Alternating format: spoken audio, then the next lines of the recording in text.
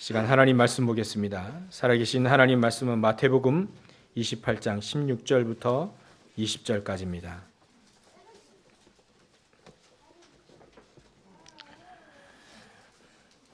마태복음 28장 16절부터 우리 20절까지 우리 다 같이 합독하겠습니다.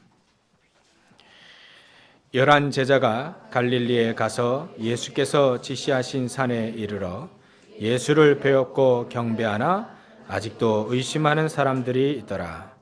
예수께서 나와 말씀하여 이르시되 하늘과 땅의 모든 권세를 내게 주셨으니 그러므로 너희는 가서 모든 민족을 제자로 삼아 아버지와 아들과 성령의 이름으로 세례를 베풀고 내가 너희에게 분부한 모든 것을 가르쳐 지키게 하라. 볼지어다 내가 세상 끝날까지 너희와 항상 함께 있으리라 하시니라. 아멘. 이 시간 렘너트 성가대 찬양이 있겠습니다.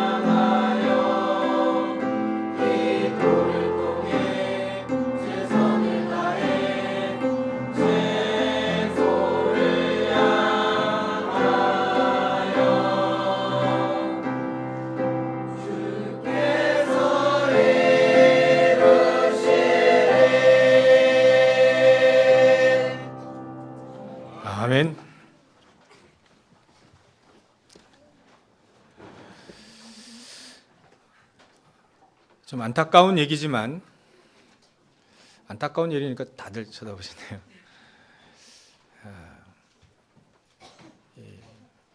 우리 한국의 큰 교단의 통계를 따져보니까요, 주일학교가 없는 조직이 안 되고 학생들이 없어서 없는 경우가 한 절반이라고 합니다. 참 안타까운 통계지요. 사단은 후대만 꺾어 놓으면 30년, 40년 안에 교회에 사람이 없을 겁니다. 그지요? 우리 어른들은 한참 80년대, 70년대, 80년대, 90년대 성령의 불로, 성령의 역사로 여러분들의 신앙생활을 해오셨습니다. 근데 우리 후대들을 꺾어놓으면 저 여러분들은 40년 안에 가십니다. 하늘나라에. 우리를 뒤에 이어서 이 교회를 채우고 여기서 예배드리며 세상을 향해 복음을 증거해야 될, 말씀이 선포되어야 될 귀중한 영혼들이 없다는 얘기죠. 목사님 혼자서 예배드려야 됩니다. 사단은 그걸 바라겠죠. 그런 가운데 우리 렘넌트들이 성가대를 하고 찬양하고 참 감사합니다. 앞으로도 우리 렘넌트들이 우리 어른들의 발판을 통해서 학교를 살리고 한국 교회를 살리고 또 세계 교회를 살리고 세상을 살리시길 바랍니다. 하나님은 거기에 하나님의 시선이 있습니다. 왜냐하면 30년, 40년 안에 교회가 텅텅 빕니다. 큰 교회들 안에 텅텅 비어요. 왜냐하면 가시잖아요, 천국에. 그럼 40년 안에 한국 교회는 망한다는 얘기입니다.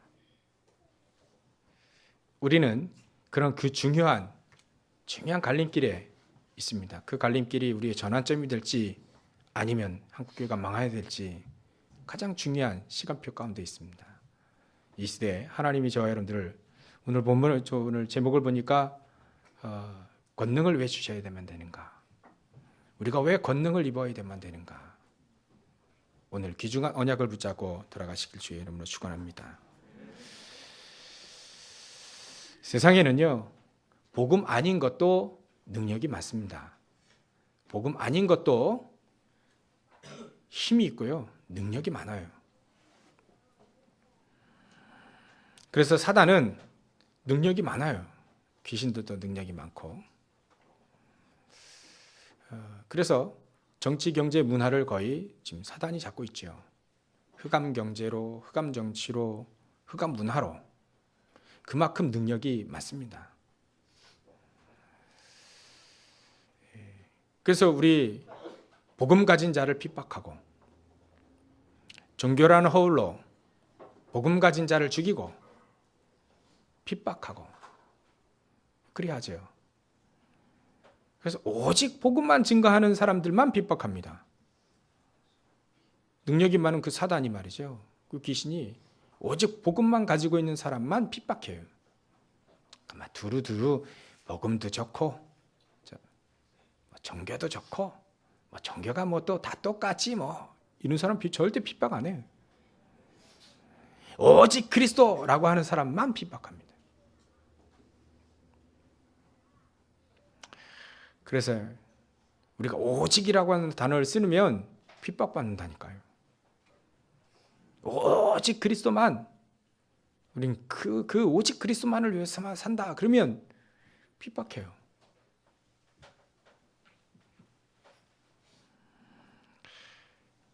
사단은 그걸 원하는 겁니다. 오직만 하지 못하도록. 그래서 오직 하는 사람들의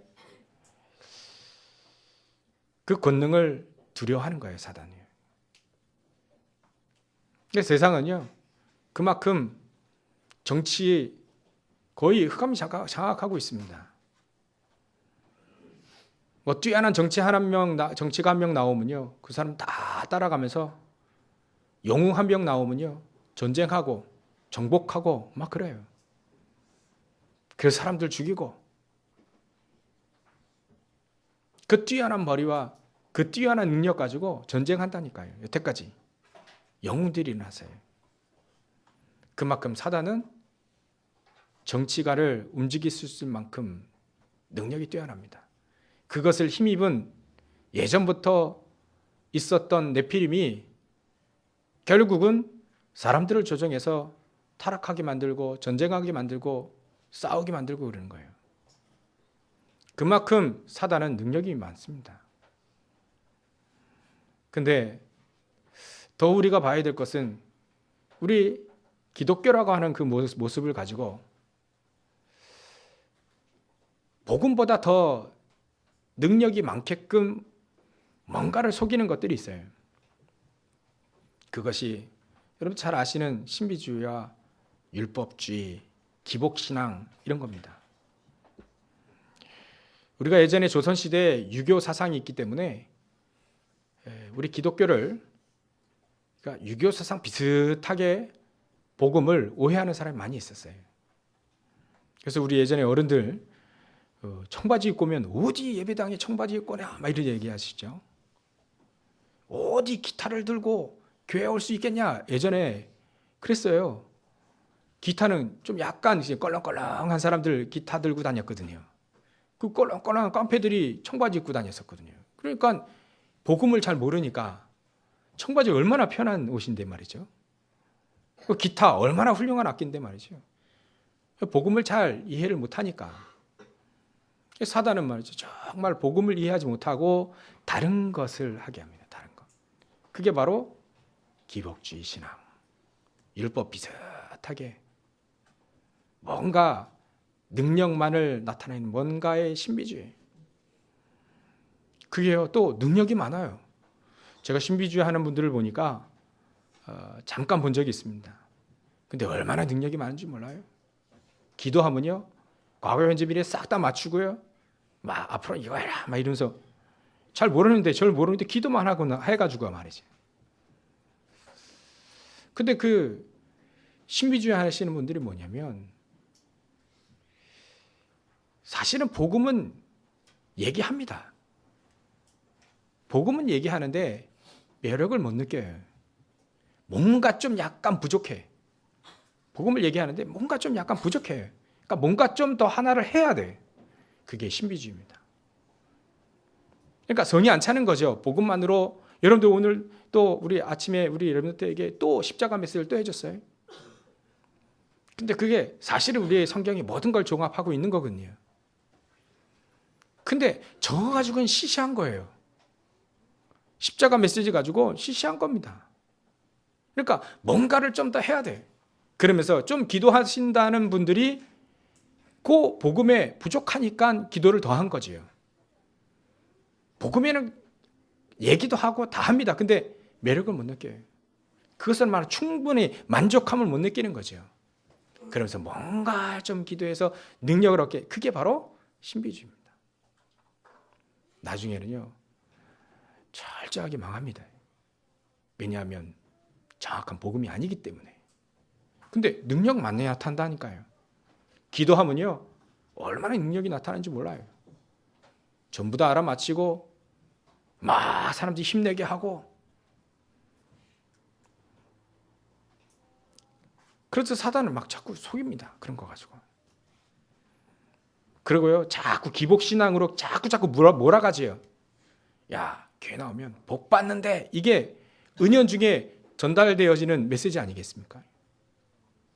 물론 복도 오지요. 아브라함 복에 근원이라 했으니까. 복이라고 했으니까 복도 옵니다. 당연히. 근데 전부 이 기복신앙이 바로 그거예요. 영적인 축복을 말이죠. 자꾸 육신적인 축복으로 자꾸 달라는 거죠. 그게 바로 기복신앙입니다. 그러니까 한국교회가 점차 매력을 못 느끼게 된 거죠.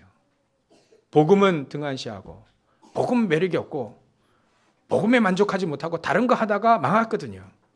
주위를 보니까 교인들이 많이 망하거든요. 그러니까 증인으로 세우지 못하는 겁니다. 오직 복음의 증인으로 우리 크리스찬들이 서지 못하니까 점점 매력을 잃려가는 종교로 빠져버린 거죠. 그러니까요, 매력이 없으니까 학생들이 안 와요. 특히 청년회가 안 와요.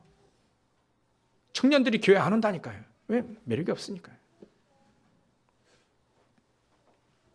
근데 전부 다 사람들은요, 그 복음을 모르니까 전부 다 육신의 문제, 정신의 문제 전부 다 빠져 있거든요. 그 가정이 계속 망하고 힘들고 남에게는 말 못할 그런 영적 문제가 가득하고, 근데 그거를 교회가 말이죠, 올바른 복음을 얘기하지 못하니까, 얘기하지 않으니까 올바른 복음 다 아는 건데 그리고 또 등한시하고요. 이게 이 오직 복음, 이 십자가 메시지, 오직 그 속에 그리스도가 있잖아요. 그 그리스도를 설명하기 위해서 그 십자가 메시지하는 그 메시지에는 부족해요. 그거 가지고. 그러니까 한국 교회가 점점 교인들이 없어져 가는 겁니다. 이런 시대에 하나님이 저와 여러분들을 부르신 겁니다. 오늘 또 본문을 또 보니까, 제목을 보니까 하나님 우리에게 권능을 주신다고 합니다. 오늘 성경 말씀의 본문에 하늘과 땅에 있는 모든 권세를 가지신 그분, 그 예수님이 우리에게 하시는 겁니다. 너희는 가서 모든 민족을 제자로 삼아 아버지와 아들과 성령의 이름으로 세례를 베풀고 내가 너에게 분부한 모든 것을 가르쳐 지키게 하라. 볼지어다. 중요할 때일수록 예수님 말씀하시는 겁니다. 볼지어다. 앞으로 봐라. 내가 세상 끝날까지 너희와 항상 함께 있을 것이다. 이렇게 약속하신 이유가 뭘까요? 하나님 우리에게 권능을 주시겠다는, 하늘과 땅에 있는 모든 권능을 가지신 그 예수님 우리와 영원토록 함께 하시겠다라고 하는 그 이유가 뭘까요? 이런 시대에 먼저 결론만 말씀드리지만 증인으로 살아가요. 하나님 여러분들을 대표적인 축복을 주실 겁니다. 모델의 축복을 주실 겁니다. 싸우지 않고도 이기는 축복을 주실 겁니다. 왜냐하면 증인으로 세워야 되니까, 모델로 세워야 되니까.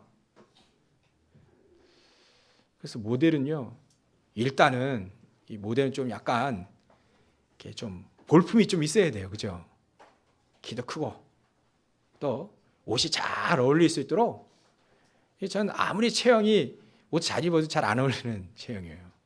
키는 작죠. 약간 어깨는 좀 약간 있는데 키는 작죠. 또 다리 짧죠. 이러니까, 그러니까 이게 옷을 거쳐도, 아무리 좋은 거 거쳐도 이게 안 나요. 근데 키도 좀 크고 또 약간 어깨도 좀 약간 좁으면서 그런 사람이 옷 진짜 잘 어울리죠. 모델입니다, 그 모델. 아이고 아니요.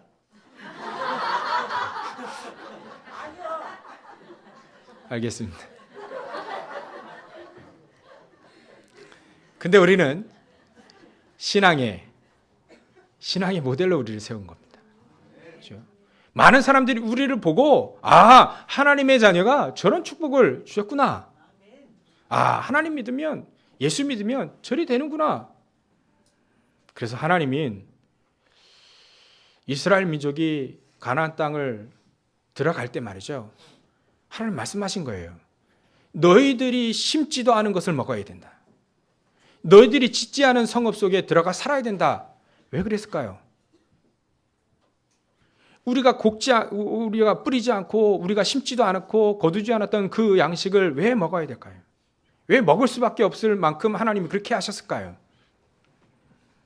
그래야만 그 땅 살릴 수 있습니다.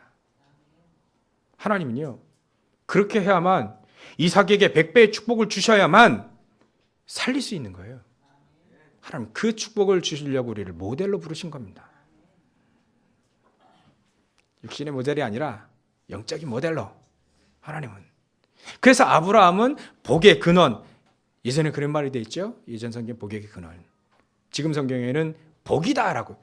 왜 아브라함을 복으로 부르셨을까? 아브라함 통해서 세상 모든 민족을 살려야 되니까요. 아브라함은요, 그 은혜를 입은 겁니다. 아브라함이 뭘 잘해서가 아니에요. 아브라함을 부를 당시에 아브라함의 형편은요, 아버지가 우상장사했었고요. 아브라함은 뭐 별별로 없는 사람이었습니다. 근데 하나님은 아브라함을 택하신 겁니다. 마찬가지로 하나님 우리를 택하신 겁니다. 그걸 은혜라고 하지요.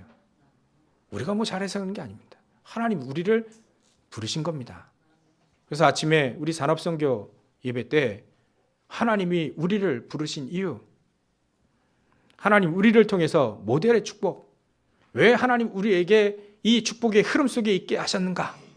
왜 하나님 우리를 이 축복의 흐름 속에 전도자로를 부르고, 교회가 정말로 이 시대 교회가 말이죠, 욕을 먹고 정말 교인들이 없어져 가는 시대, 정말 정치 경제 문화로 재앙의 시대가 오는 그 시대에 왜 하나님 우리를 불렀을까? 전도자로. 하나님 우리를 모델로 쓰시기 위해서 심지도 않고 뿌리지도 않고 거두지 않은 그 양식을 먹게 하시는 겁니다. 우리가 짓지 않은 성읍 속에 들어가게 살 만큼 이스라엘 민족은 가나안 땅을 정복하기 위해서 그 축복을 미리 주신 겁니다.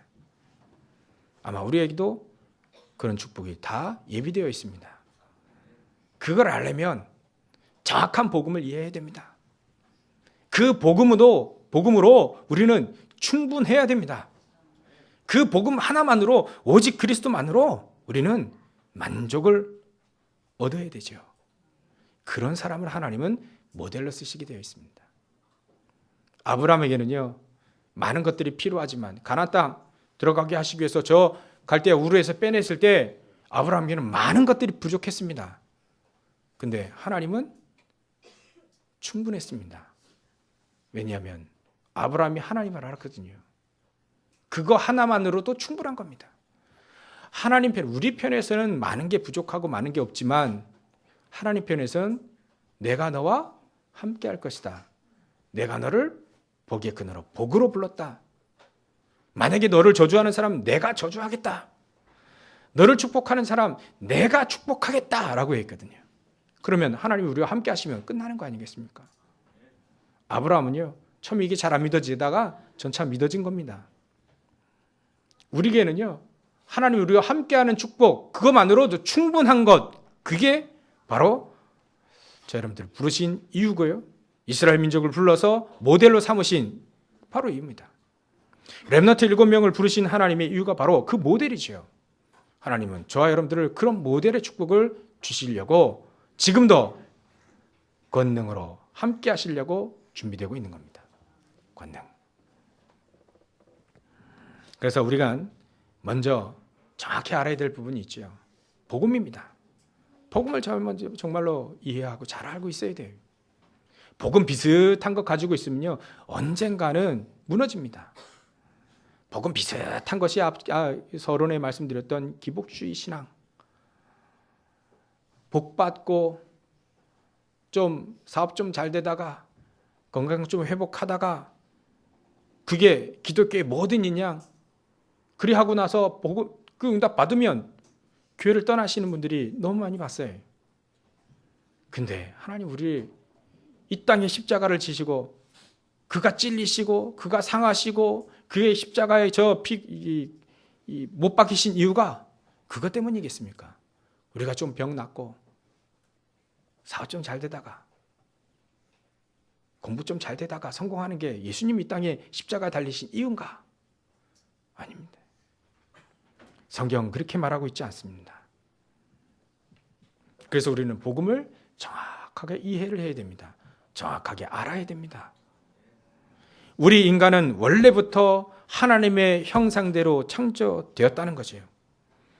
그 하나님의 형상으로 창조됐다는 말은 뭐냐면 하나님의 영이 우리에게 있다는 겁니다. 하나님의 영이 왜 있어야만 되느냐? 하나님과 교제하고 하나님을 알 수 있는 그 부분이 바로 영입니다. 영. 하나님은 영이시기 때문에 우리에게 영을 주셔서 하나님과 교제하도록 했죠. 그게 가장 행복한 겁니다. 그 속에 우리를 먼저 그렇게 창조하신 겁니다. 개나 소나 돼지는 절대로 영이 없습니다. 아무리 뛰어난 동물이라 할지라도 영이 없습니다. 우리보다 아무리 빠르고 힘이 세고 그리 할지라도 영이 없어요. 하나님과 교제할 수 있는 부분이 없다는 얘기입니다. 우리 인간만 하나님과 교제할 수 있는 부분이 있습니다. 그게 영입니다. 하나님이 가장 사랑하신 부분이 바로 그 부분이죠. 우리의 영혼. 그래서 천국과 지옥을 우리의 영혼을 위해서 완벽하신 몸으로 바꿔서 우리를, 영혼은 영원히 사니까 그 영원한 영혼을 완벽한 몸에 집어넣어서 우리를 만드셨고 또 회복시키고 천국과 지옥에서, 불신자들은 예수 믿지 않은 지옥에서요, 우리는 천국에서 영원히 살도록 하나님이 하신 거죠. 영원한 축복. 근데 말이죠, 이 관계가 깨진 겁니다. 창세기 3장에 마귀가, 사단이 우리를 속임으로 이 형상이 깨져버렸어요. 이 형상, 하나님이 주신 우리에게 영, 이 영이 어두워진 겁니다. 이 영이 에베소 2장 1절에 보면 허물과 죄로 죽었다라고 표현된 우리 영이 죽은 영이 된 겁니다. 죽은 상태에 빠져버린 거죠.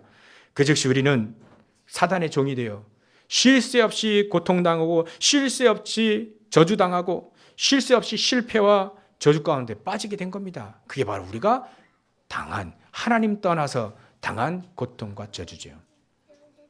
그리 하다가 우상숭배 하다가 말이죠, 나무에다 절하고 돌에다 절하고 굿하고 고사 지내고 제사하다가 허망한 그 점술과 무속과 우상숭배하다가 결국은 망하는 것이 우리 인생이 되었습니다.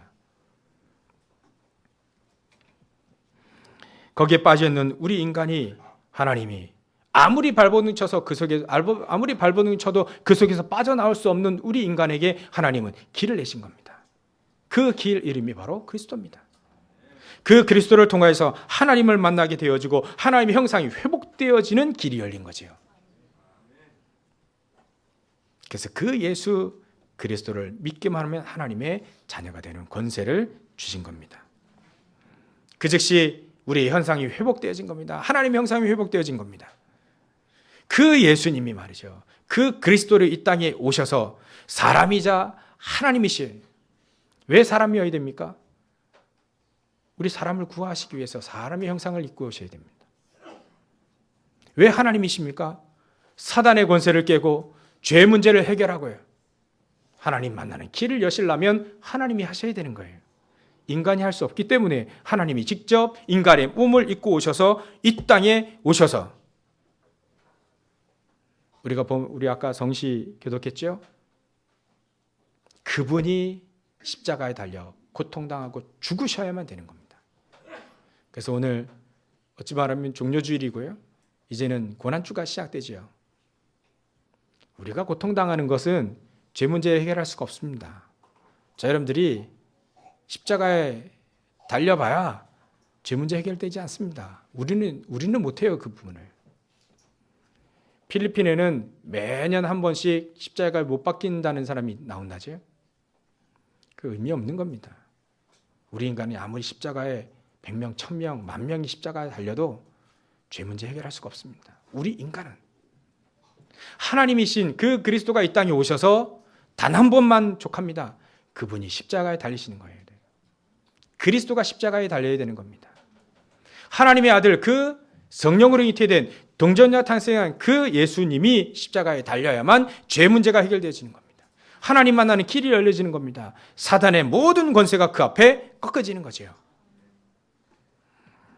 이렇듯 이 예수 그리스도를 마음에 영접하게 되면 하나님의 자녀가 되는 거죠. 하나님의 자녀가 되어지면 어떤 축복들이 우리에게 오지요? 우리 안에 하나님 계시는 겁니다. 우리 안에 하나님 계셔서 우리에게 인형처럼 가만히 계시는 그분이 아니고 우리 안에서 역사하시는 거죠. 우리를 인도하시는 겁니다. 때로는 우리를 위로하시고요, 때로는 우리 속에서 말할 수 없는 탄식으로 우리를 위해서 기도하시고요. 그게 바로 성령께서 우리 안에서 역사하시는 겁니다. 때로는 우리의 마음을 감동하셔서 우리를 인도하시기도 하고 응답도 주시고요. 그런 마음의 감동도 우리 안에서 성령께서 역사하시는 거죠. 자꾸 뭔가 이렇게 하고 싶어요. 교회를 위해서 헌신하고 또 저 렘넌트들을 위해서 헌신하고 싶고, 나는 그런 시간이 없으면 하나님 앞에 헌금으로, 또 나는 헌금 경제도 없고 여러 가지 없는데 나는 내 이 몸 가지고 헌신하는. 어제 우리 렘넌트 때 언더우드 선교사님의 그 어린 시절을 잠깐 얘기를 들었어요. 이 언더우드 선교사님이요, 조금 했을 때, 주일학교 학생 때 헌금을 내라고 할 때 예전에는 쟁반에다가 헌금을 냈나 봐요. 근데 이 언더우드 선교사 조그만 이 언더우드가요, 손을 이렇게 헌금을 내는데 빈손을 이렇게 내더래요. 빈손을. 헌금도 우리 같으면 헌금 안 내면 가만히 있는데 이 아이는 빈손을 이렇게 헌금을 하더라는 거예요. 그래서 선생님이 이 언더우드 선교사에게, 이 언더우드 꼬마 언더우드에게 말한 겁니다. 넌 왜 자꾸 빈손으로 하나님께 헌금을 드리니? 그랬더니 이 언더우드 선교사가 이렇게 얘기하는 이 꼬마 언더우드가요, 내 삶을 내 헌금을 드릴 게 없어서 내 삶을 드립니다. 이렇게 삶을 했다는 겁니다. 헌신이지요. 내 삶 통째를 하나님께 드릴 뻔인 거예요. 다른 사람들은 거들떠도 보지 않는 조선 땅에 아무런 것 가지고 있지 않은 이 언더우드가 이 땅에 와서 복음을 선명합니다. 복음을 증거합니다.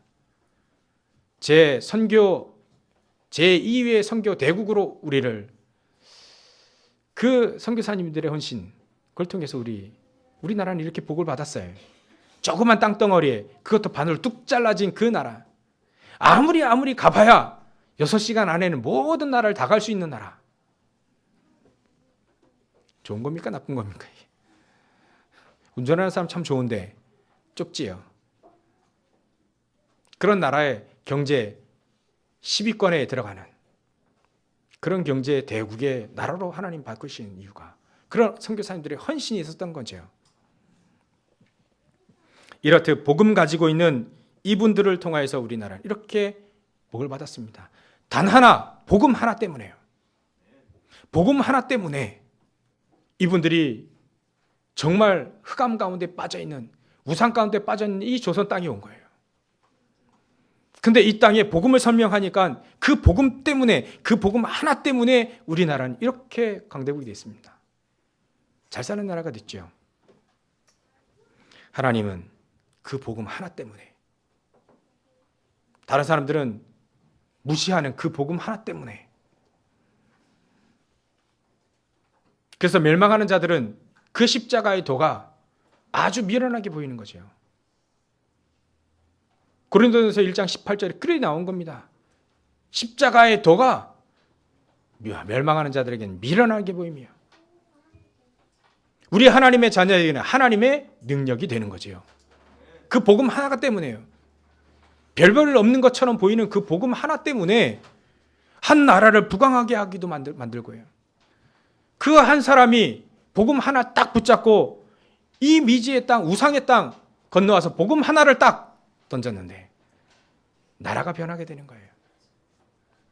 놀라운 축복들이 바로 그 복음 하나 때문에 있는 겁니다. 그러니까 이 복음은요, 모든 것 되는 겁니다. 이 복음 하나 정확히 알게 되면 나라가 부강하게 되는 거예요. 지금도 전 세계에 복음을 기다리고 있는 사람들이 너무나도 많습니다. 그 복음 하나를 전달하기 위해서 자기 일생의 모든 것을 헌신하는 사람들이 지금도 많이 있습니다. 그 복음 하나 때문에 고통당하고 학살당하고 순교하는 사람들이 지금도 있습니다. 아랍권에. 참 감사하기도 하고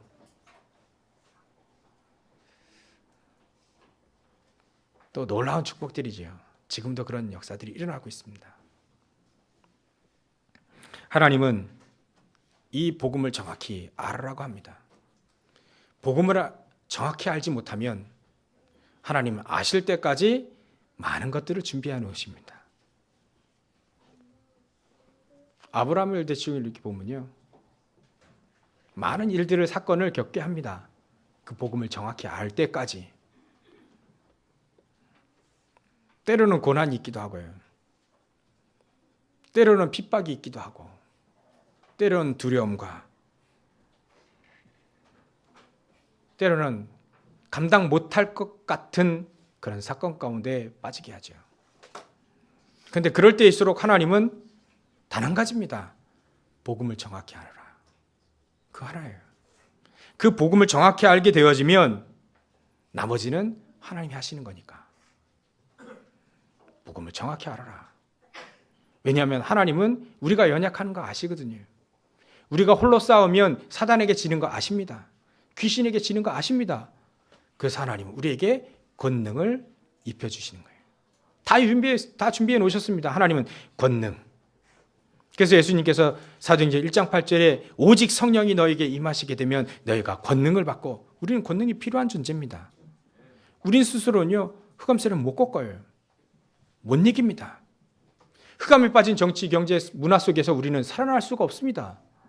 그래서 하나님은 우리에게 권능을 주시려고 약속한 겁니다. 권능으로 우리와 함께 하시는 겁니다. 약하니까요. 그래서 여러분들은 이제부터 세 가지 싸움을 잘 하셔야 됩니다. 그 권능을 가지고. 첫 번째, 여러분들은 자신과의 싸움을 잘 하셔야 됩니다. 자신과의 싸움은 다른 게 아닙니다. 우리가 억지로 나 오늘부터 운동하리라. 힘들게 그래, 자신을 이겨야 돼. 그리고 아침에 일찍 일어나서 운동합니다.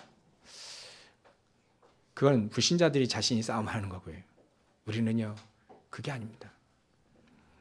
그것도 무시할 수는 없겠지만 중요한 건요, 내 자신과의 싸움은 성경에 이렇게 되어 있습니다. 요한복음 8장 30절 32절에 보면 진리를 알지니 진리가 너희를 자유케 하리라. 우리 자신과의 싸움할 때 진리로 인하여서 우리는 자유케 되어지는 싸움이에요. 진리는 곧 내가 곧 길이요 진리요 생명이니, 누가 말씀하신 겁니까? 그리스도신 예수님께서 말씀하신 거지요. 요한복음 14장 6절에 내가 곧 길이요 진리요 생명이니, 그래 말씀하신 겁니다. 그 진리를 알게 되면, 그 그리스도를 정확히 알게 되어지면 우리는 그 진리 가운데 자유함을 얻게 됩니다. 그러면 우리와 내 자신과의 싸움에서 승리할 수 있게 되죠. 그 자유함 때문에, 그 그리스도 때문에 우리는 우리 자신과의 싸움에서 승리할 수 있습니다. 그게 내 자신과의 싸움입니다. 그렇게 되어지면 우리는 갈라디아서 2장 20절이 되는 거지요. 그런즉 이제는 내가 사는 것이 아니오 내 안에 그리스도께서 사신 것이다. 나를 위하여 자기 몸을 버리신, 나를 사랑하사 자기 몸을 버리신 그 그리스도를 믿는 믿음 안에 사는, 그것이 바로 우리가 나 자신과의 싸움입니다. 그러면 결론이 나오지요. 우리 자신과의 싸움에서 때로는 내 주장, 때로는 나의 고집. 갈라디아서 2장 20절 내가 죽었는데요. 고집 피울 게 없지요. 그럼 당연히 자신과의 싸움에서 이기는 거지요. 진리가 우리를 자유케 하는 거지요. 그러면 그 속에서 어떤 상황이든 하나님의 계획들이 발견되어지게 되죠. 하나님이 이렇게 하시기 위해서 나를 이렇게 이끄셨구나. 정확히 하나님의 계획들이 발견되어지게 되는 겁니다. 나의 계획보다는 하나님의 계획을 보게 되는 거죠. 나의 뜻보다는 하나님의 온전하신 뜻이 그때 발견되어지는 거죠. 내 자신과의 싸움에서 이길 때.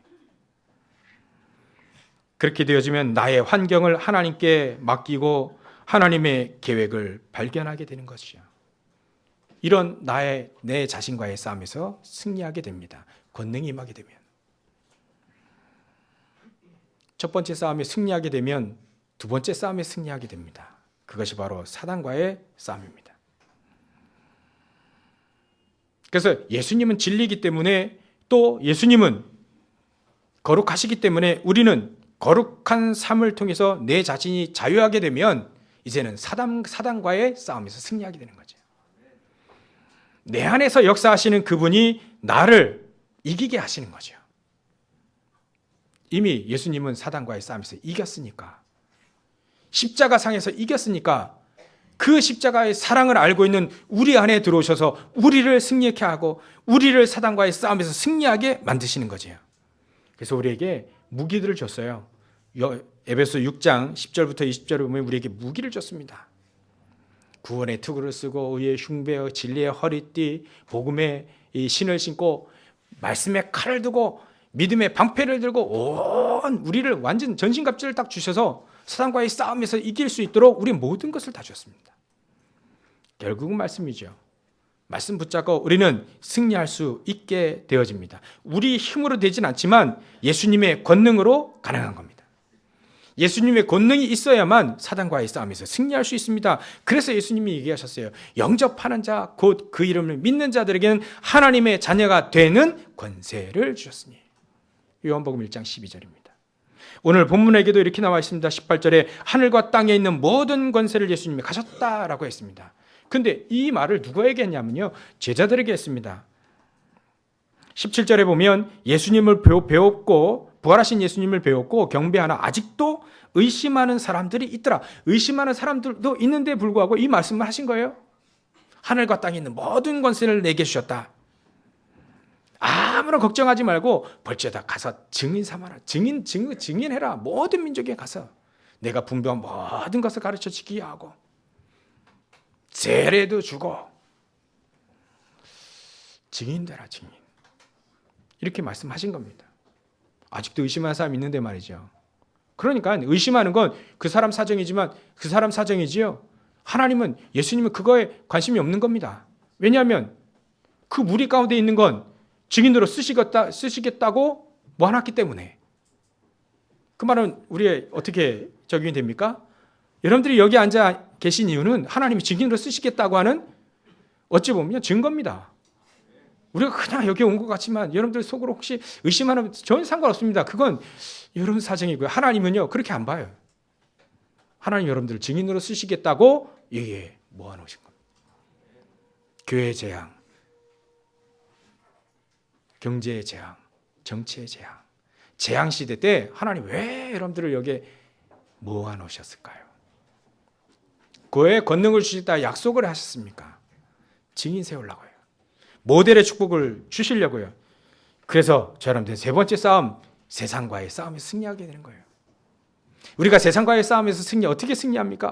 하나님 정말 나는 부족한데, 나는 말단 꼴찌인데, 나는 회사에서 아무런 힘이 없는, 나를 겉도 안 보는 나는 그런 위치에 있는데 어떻게 승리합니까? 어떻게 세상을 살리고 어떻게 세상을 싸워서 승리하게 됩니까?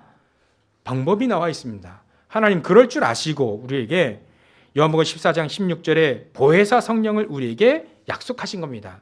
내가 아버지께 구하겠으니, 예수님 말씀하신 거예요. 그가 또 다른 보혜사를 너에게 주사 영원토록 너희와 함께 있게 하리니. 그래서 보혜사 성령을 우리에게 보내주신 겁니다. 요한복음 14장 26절 27절에 그 보혜사 성령이, 내 이름으로 보내실 그 성령이 너희에게 모든 것을 가르치실 것이다. 그렇게 얘기하셨습니다. 내가 너에게 말한 모든 것을 가르치고 내가 너에게 말한 모든 것을 생각나게 하리라. 그 바로 보혜사 성령께서 우리 안에서 역사하시는 겁니다. 여러분들 글 몰라도 됩니다. 모르라고 하는 게 아니라 몰라도 됩니다. 여러분들 IQ 똑똑하지 않아도 됩니다. 왜냐하면 하나님 우리에게 우리 안에서 성령께서 역사하셔서 가르치시고 생각나게 하신다고 했으니까. 그래서 그 무식한 베드로가 말이죠, 사내들인 법정에서 다른 말 한 게 아닙니다. 다른 이름으로서는 구원을 얻을 수 없나니 천하인간의 구원을 얻을 만한 다른 이름을 주신 일이 없습니다. 예수님 믿고 다니지, 예수님 믿고 따라다녔던 그 사람이지. 아니야, 나 아니야. 나 그 사람, 그 인간 몰라. 그렇게 부인했던, 3번이나 부인했던 베드로가 말이죠, 그 안에서 성령께서 역사하시니까, 가르치시고 생각나게 하시니까, 그 오직 그리스도밖에 없으니까 그 현장에서 이 베드로, 무식한 베드로가 얘기하는 천하 인간의, 그것도 아주 유식한 사람들 사이에서 증인 옆에 딱 안진뱅이 증인 세워놓고 얘기합니다. 천하 인간의 구원 얻을 만한 다른 이름을 주신 일이 없다. 그 분이 일으켰다. 증거 딱 보고요. 그걸 바로 증인이라고 합니다. 하나님 그렇게 우리를 증인으로 삼으시기 위해서 이 자리에 불러 모으신 줄 믿습니다.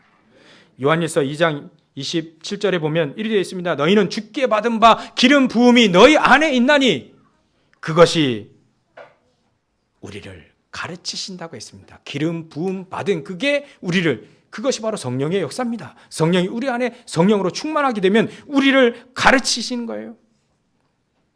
그러니까 아무런 다른 사람 너희들을 가르칠 필요가 없다. 교사가 필요 없다는 얘기 아닙니다. 지식이 필요 없다는 얘기 아닙니다. 여러분들 안에 성령께서 계시고 진리 가운데 있으면 그 진리를 생각나게 하고 어디든지 그 그리스도를 말할 수 있는 충분한 것들을 가르치시고 또 생각나게 하시는 거죠. 뭘 말할까 염려할 필요 없습니다. 오직 그리스도. 그러면 하나님이 생각나게 하시는 거예요. 때에 맞게 정확하게 말씀을 주시는 거죠. 아무런 염려 필요 없습니다. 그리 받아야. 그렇게 성령의 인도를 받아야만 세상을 살릴 수 있습니다. 세상과의 싸움에서 승리할 수 있는 거죠. 최고의 방법 아니겠습니까? 예수님은 여러분들에게 논문 10개 써야 된다라고, 그래야만 성령인도 받을 수 있다, 그래야 세상을 이길 수 있다라고 한다면 아무도 성령인도 못 받습니다. 여기. 죄송합니다만. 근데 다른 게 아니에요.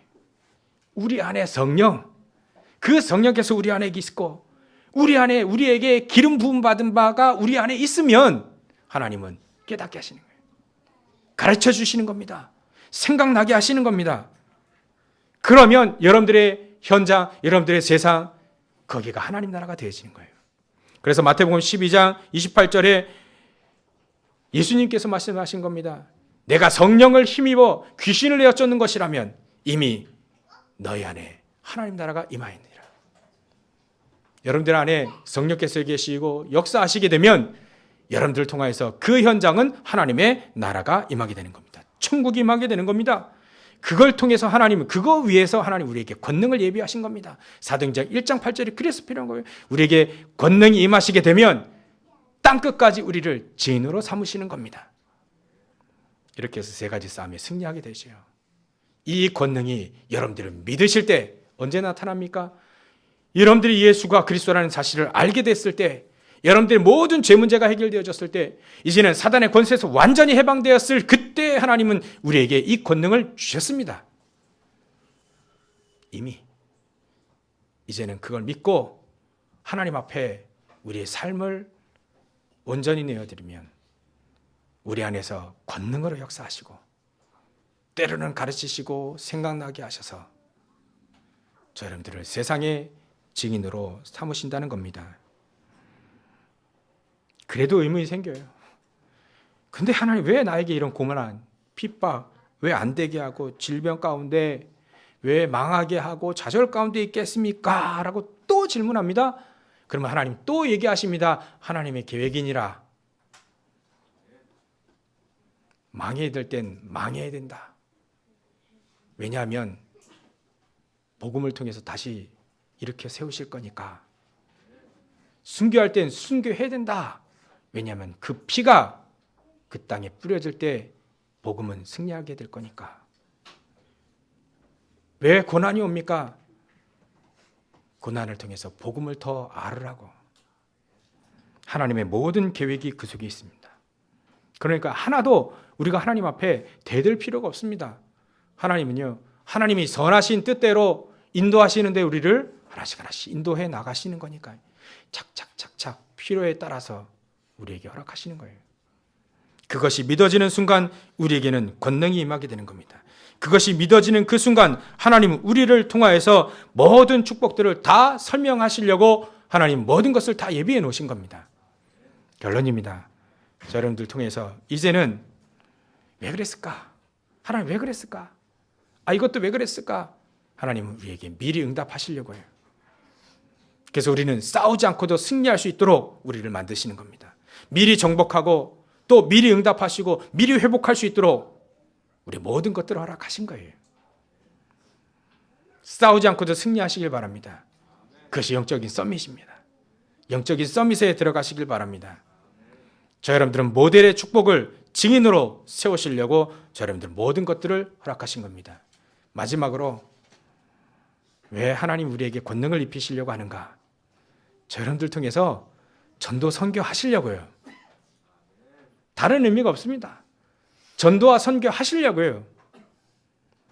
왜 모든 축복들을 다 예비하셨을까요? 전도 선교하시려고요. 왜 렘넌트를 키워야 될까요? 전도 선교 하시려고요. 하나님, 그런데 난 부족한데요. 상관없습니다. 하나님은 모든 축복들을 다 예배해 놓고 전도 선교 하시려고 저 여러분들을 이 땅에 부르시고 권능 가운데 함께 하시는 겁니다. 그래도 부족하다고요? 하나님은 하십니다. 부직한 베드로가 증인으로 서는 거 보십시오. 아무런 힘이 없었던 사람이, 노예였던 사람이 총리가 되어서 세계복음 하는 거 보십시오. 저 시골에서 농사 짓던 엘리사가 말이죠, 하나님의 권능으로 싸우지 않고도 아람 나라를, 아람 군대를 막는 거 한번 보십시오. 그러니까 전혀 우리는 낙심할 필요 없습니다. 전혀 미리 성급해서 낙심 끌어오고 실패 끌어오고 그래서 좌절해서 나는 뭐냐 이럴 필요 없습니다. 하나님은 필요하면 다 주십니다. 그리고 우리를 선하신 뜻대로 하나씩 하나씩 인도하십니다. 그러니까 우리는 제일 첫 번째 말씀드린 복음을 정확히 이해만 하고 있으면 됩니다. 복음을 정확히 이해 못했던 이스라엘 민족은 저주 가운데 빠졌어요. 재앙 가운데 빠졌습니다. 근데 복음을 정확히 이해하고 있는 많은 렘넌트들을 통해서 시대를 살렸다는 거예요. 국가를 살렸다는 겁니다. 자, 오늘 복음을 정확하게 이해하시면 하나님 권능으로 우리를 증인으로 삼으신 겁니다. 최고의 축복을 누리시는 저는 되시길 주의 이름으로 축원합니다. 기도하겠습니다. 하나님께 감사와 영광을 돌립니다. 정말 하나님 우리에게 복음 하나 때문에 모든 축복들을 예비해 놓고 우리를 부르신 줄 믿습니다.